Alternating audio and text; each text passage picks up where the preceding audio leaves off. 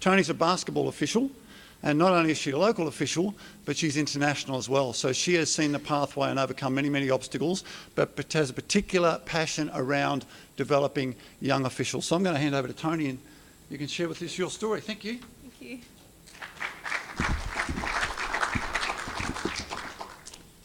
I was talking to Eleni before, and we're used to bossing giant men around a basketball court, not speaking in front of a bunch of people staring at us. So we can deal with 13,000 yelling at us, but we can't deal with 30 of you looking at us all. So just bear with us especially if I lose kind of my place. So thank you, Chris. I'm an NBL official, so I referee in the Men's National Basketball League.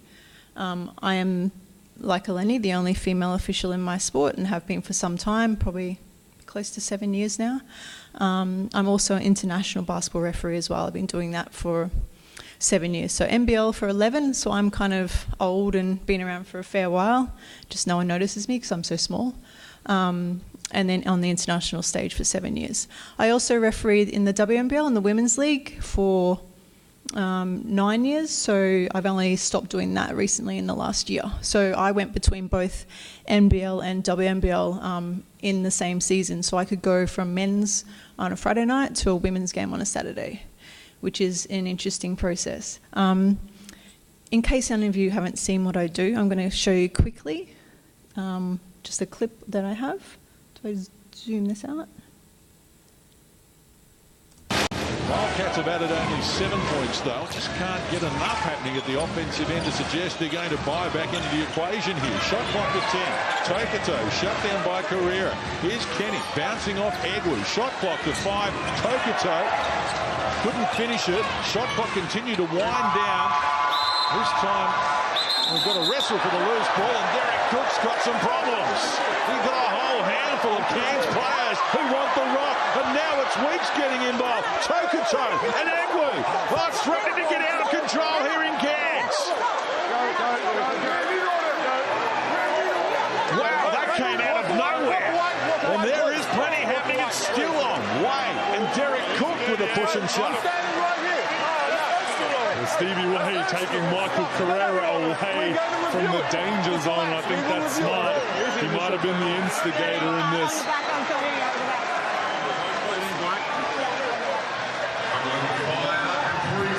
I can't wait to take another look at it and see who pushed who, boys. Let's get another look at it in replay. Cook over the back. And Carrera wanted it. Egwu threw himself into the equation. And Derek Cook caught one across the chops there, just counting his teeth, wondering what was going on. And then it threatened to get out of control as Weeks got involved. I think you get the picture. So occasionally I referee a game of basketball, and then occasionally we're bouncers. So more so we referee than we're bouncers. We can leave that there with my funny face sticking out there.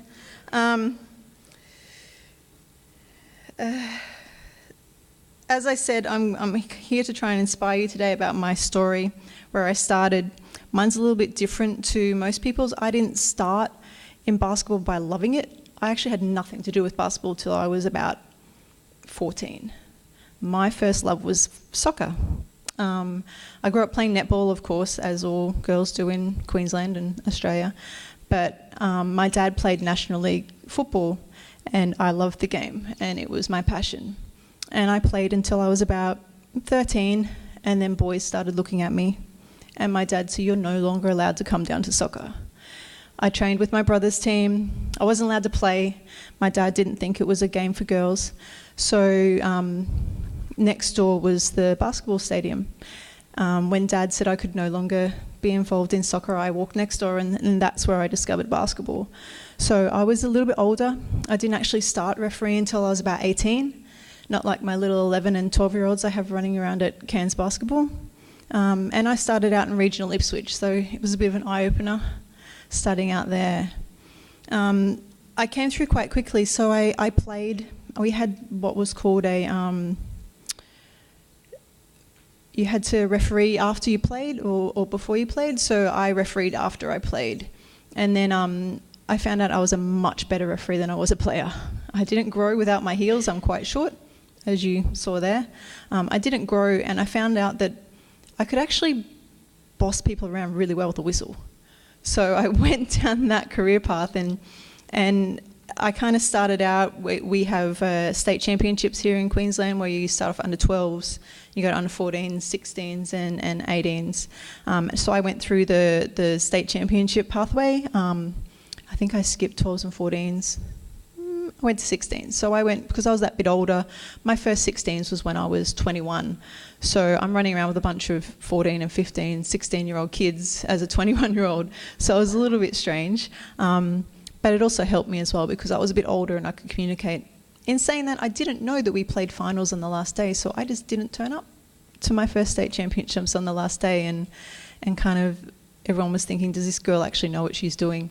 Turns out I was not very good in my first 4 years of state championships. I never did a final.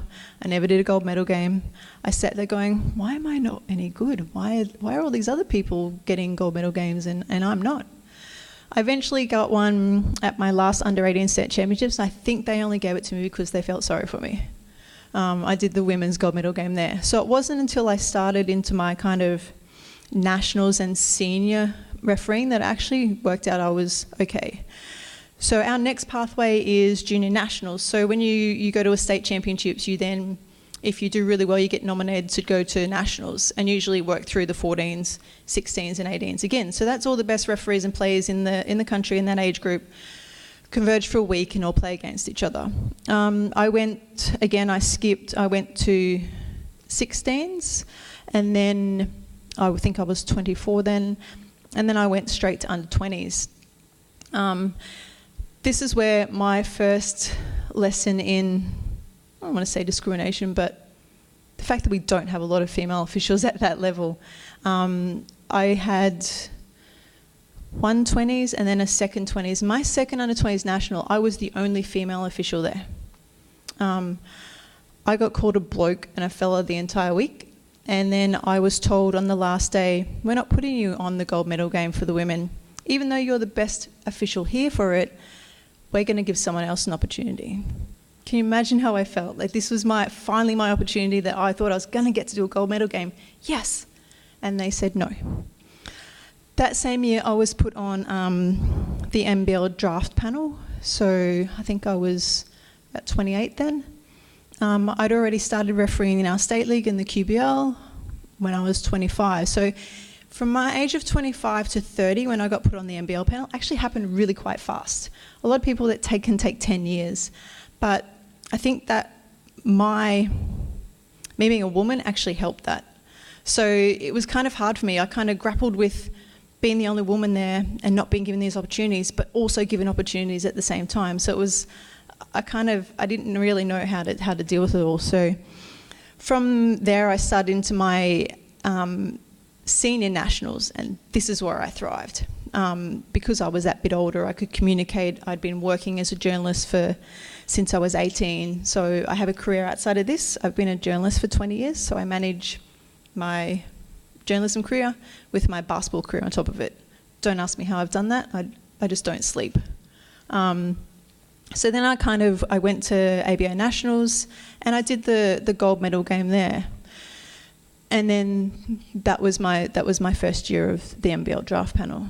I actually did my first game in the NBL while I was on that draft panel. So we get given all the uniforms, we get given all the training, we go along to everything. We're treated exactly like an NBL official, but we don't actually do games. We just kind of hang out, watch everything and learn. It's kind of like the mentoring program.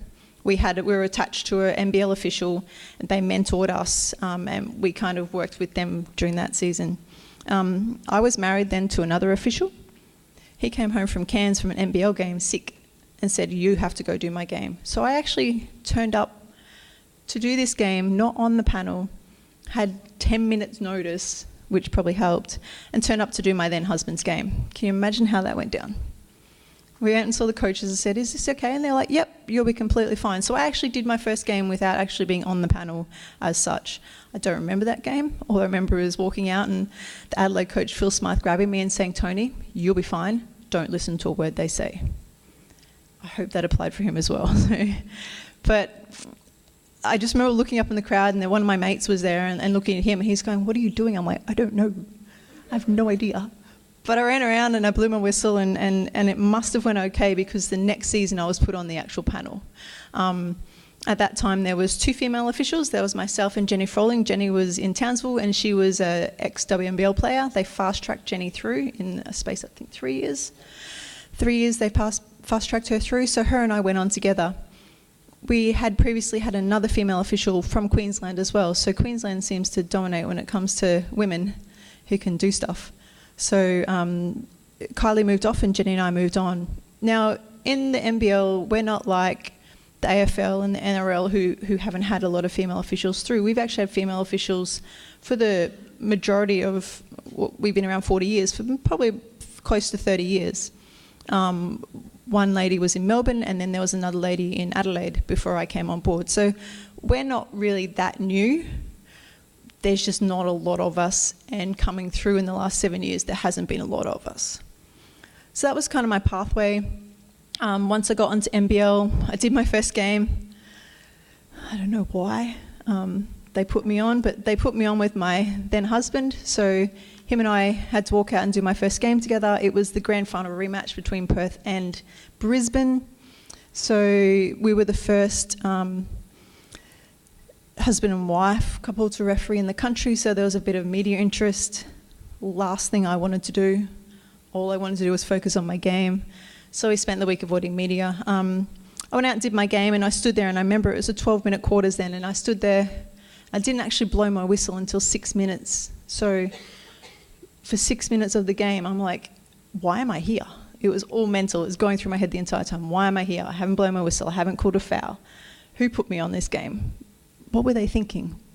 And I had to kind of overcome that mental toughness, and that's always been a barrier for me, is the mental toughness to keep going through that game. And to this day, I still don't remember that game. But from then on, I must have did all right, because I've stuck around for 11 years. And I think half the time I just stick around to make sure that there is, and I didn't have it coming through, to make sure there is a strong female mentor for other female officials, and there's plenty of them here tonight that came along, to have someone to look up to and say, hey, if she can do it, I can do it.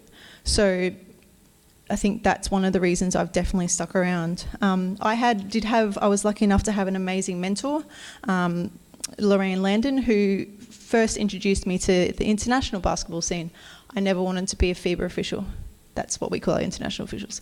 I never wanted to be an international official. It never even crossed my mind.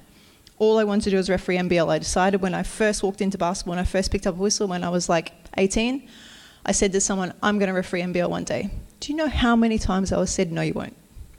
So many times. We'd be sitting in our NRDP programs, our national referee development programs. They'd be like, put your hand up if you want to referee NBL. It was always me. They were like, maybe not. I'm like, really? Why? They went, well, there's other people.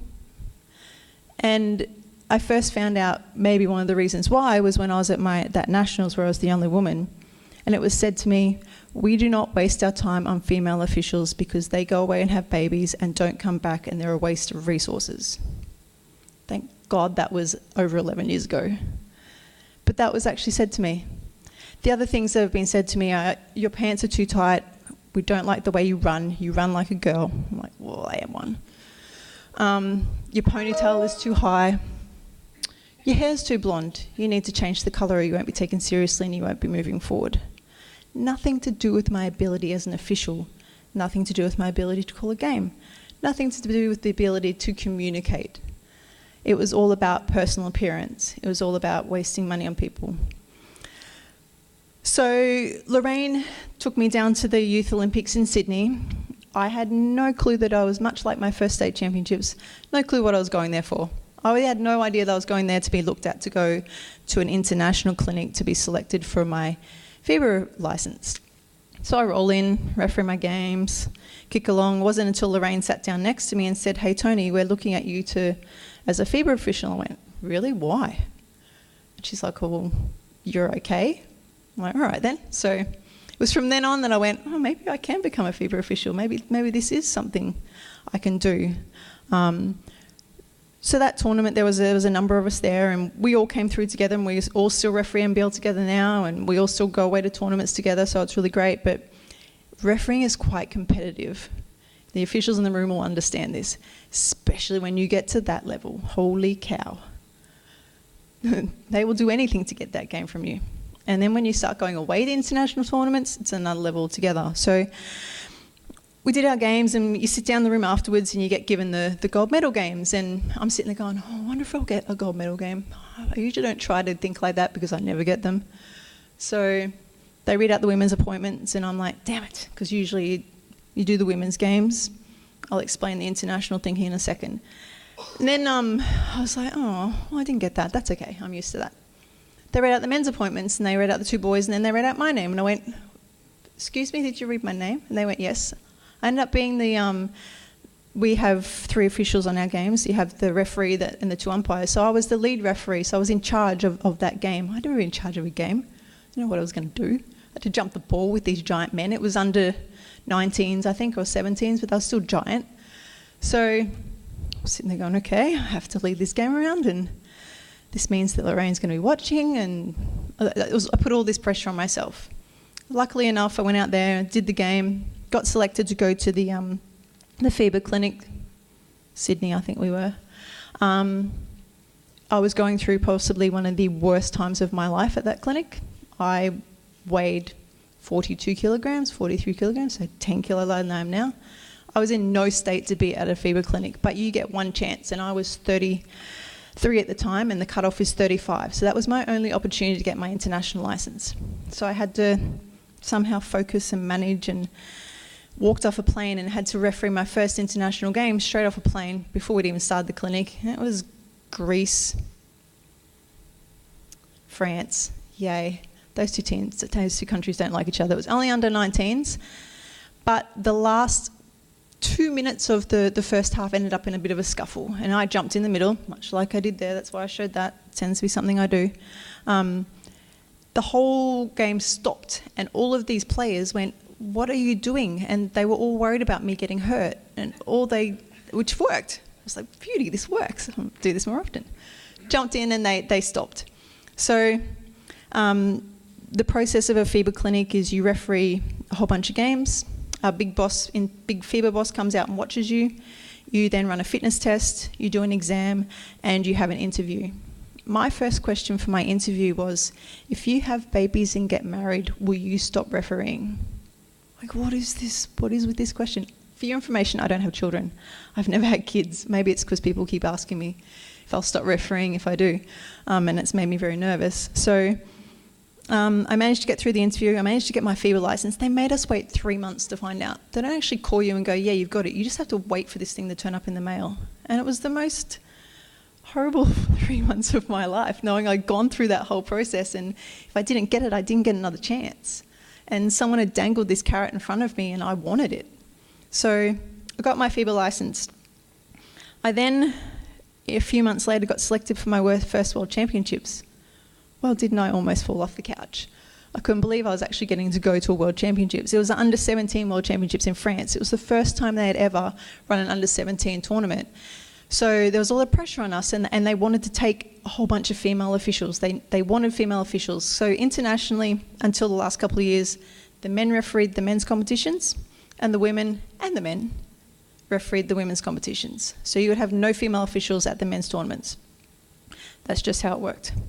Now they've changed the licenses, and you can have an open license or a green license. An open license allows you to referee both men and women senior, but you have to be refereeing, you can be male or female, you have to referee your top men's league in your country. So there's only a handful of female referees refereeing in their top men's league in the world. And then the green license allows you to referee women's tournaments, and you can only be a female official. Don't know how that all works. But back then, we had a whole bunch of female officials at this first tournament. It was great. You go away, you do a pre-tournament first, so mine was in France, and I went to Spain first and did a pre-tournament there because we have to travel so far. Drove up through the Pyrenees, got to go to the south of France. I'm like, this is awesome, I can get used to this. Staying in the 16th century castle with our own chef. I was like, whoa, I want to get treated like this in Australia. Went down, we run the fitness test before every tournament. Back then I only had to run 66 laps of the beep test. Now I have to run 86, the same as the men. I failed. I failed my first fitness test at an international tournament. I don't know how. I've never failed a fitness test in my life. I don't know what it was, whether I was nervous, I don't know. But I failed. Usually if you fail a fitness test at an international tournament, they send you home and you never go back. So I was distraught on the other side of the world, not knowing what I should do. They let us stay and referee, because I wasn't one of the only ones. But our referee boss for that tournament, who was the big boss, did not come near me the whole tournament. So I'm sitting there thinking, I've still got to go out and referee these games, I've still got to do a good job, but I'm never going to get to do this again. And it's the most isolating feeling you can ever imagine in your life. I wanted to come home, but thankfully for Lorraine, who was my mentor at the time, and the only female mentor I've ever had, she somehow managed to talk to FIBA, she somehow managed to calm me down. I somehow managed to get through the tournament, and the big boss came up to me afterwards, hugged me, and said to me, "Eat more, get strong, and we'll see you again soon." So I went home thinking, okay, maybe I did okay. But then I got back to Australia, and it was like I was the worst person in the world. It's like I'd let down every Australian official in the country when it came to basketball, because I was the bad child of Australian basketball. Not many people have ever heard this story, by the way. Okay, so I got banned for a year. Yeah, only Australian official to ever be banned from refereeing internationally. I somehow managed to get invited back to under-17s. I passed the fitness test. I refereed awesome. I then got invited to World Championships in Turkey, so the Women's World Championships the year before the last Olympics, which allowed me to be selected for that Olympics. I didn't end up going, but I had an amazing World Championships, and I redeemed myself as an international official. So that's kind of my stepping stone through to what I've done, my mentors, obviously the challenges I've faced along the way. Just recently, as last year, because I'm no longer refereeing WNBL, our FIBA person said to me, "How am I meant to nominate you for women's tournaments if you're not refereeing WNBL anymore?" I said, "The same way you nominate the male referees who don't referee WNBL." So still something we're kind of maybe working through, I'm not sure. But out of all those successes and achievements, I must say that my greatest achievement is recently, since I've moved to Cairns, I've taken on the Cairns basketball referee program, so I run the juniors and the senior referees. And by far, it has been the most successful thing I've ever done. There was a time, not long before I moved here, where I was thinking, do I really want to do this anymore? Do I want to balance my 20-year journalism career with this and with refereeing at this level? And it wasn't until I came across these kids on a Saturday morning that I went, now I know why I do this, because I love the game. It reminded me, I'm in that top corner. These kids reminded me why I do this. They remind me why I come out here and why I train every day, and why I put myself through the scrutiny of all of those camera angles and the processes we go through after games. Seeing these I still referee under 10s on a Saturday morning, it's the highlight of my day. I go out there with Jamie. Jamie's one of my young referees who we've worked him through from what we were doing under 14s to under 16s and 18s. And that's why I'm very passionate about mentoring, and you'll hear that in a second. But I mentor a lot of young officials from all over the state, all over the country, and it's something that I want to make sure that I keep doing, because I didn't have that when I was coming through. I didn't have those mentors in place to help me through these things other than Lorraine. And I think that's where we fall down as elite officials. We get so caught up in what we do at this level, and I understand that when you're coming through, it is something that happens. You're focused on your own career, but we forget that these kids look up to us. I didn't realise how much they actually watch in a game until you talk to them afterwards. They watch everything that you do. They watch every little thing that you say and every little thing that you do, and they copy it. And it wasn't until I started running this program that I actually realised just how much that they pay attention to what we do. And I think the one thing that actually highlighted that was when I first moved here, I was down at basketball and I was talking to Mark Worthington, who was a Taipans player. And we were chatting, and this little girl and her mum came over, and I stepped aside to talk to Mark because he's a Taipans player. And she went, no, we want to meet you. And I went, why me? She goes, this is my little daughter. She's 11. She wants to be a referee. I can't get her to play basketball. She only wants to referee like you. And I think that's what really clicked for me and went, I'm going to run this program like it's my full-time job if it kills me. So I'm down there Monday nights, Tuesday nights and Wednesday nights, all day Saturday. We have mentoring programs. We have a whole bunch of female referees, officials coming through. There's a whole bunch of them here tonight.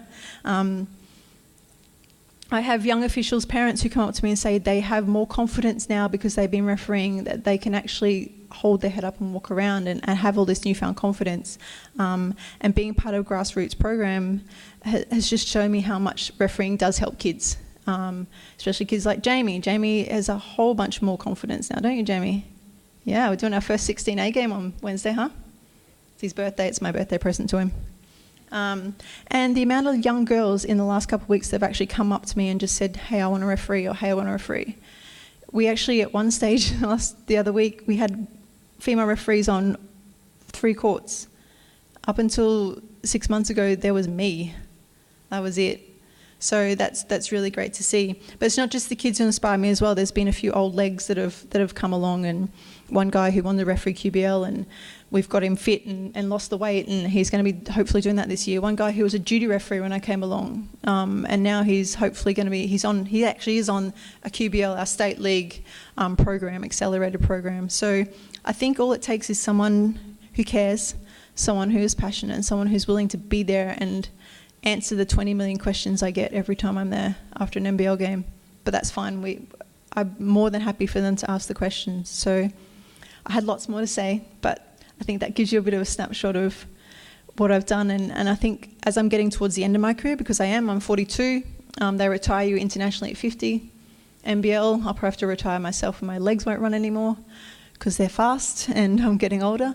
But I'm definitely passionate about mentoring young officials and bringing them through, and I think in Cairns we've definitely done a really good job of that with the support of the amazing senior officials that work within the organisation, and the organisation letting me just come in and do what I wanted to do. So that's me. I'm sure we'll have some questions, but we'll go through some mentoring stuff that we do in a second. Thanks.